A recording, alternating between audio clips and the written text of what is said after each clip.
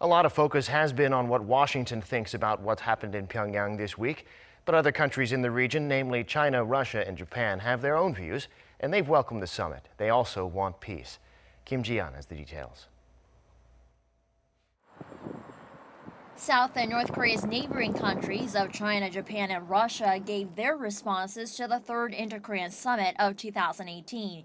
The Chinese government said it welcomes the dialogue on Wednesday, the day when the two Koreas signed a joint statement as well as a military agreement to reduce tensions.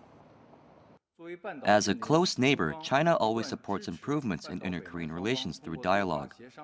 China hopes the two Koreas can actively implement the consensus made in their joint declaration and make continuous efforts to play a positive role toward achieving long-standing peace in the region.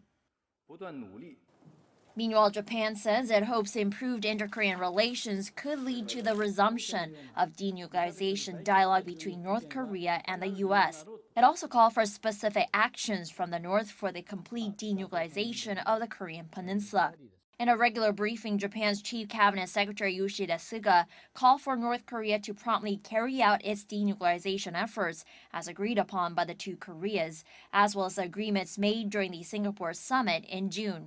Japan says it hopes for a separate summit between North Korea and Japan, saying it's communicating through various channels in South Korea and Japan to make it happen, but nothing is settled as of now. Russia, another former member of the six-party denuclearization talks, says it welcomes the signing of the military agreement between the two Koreas.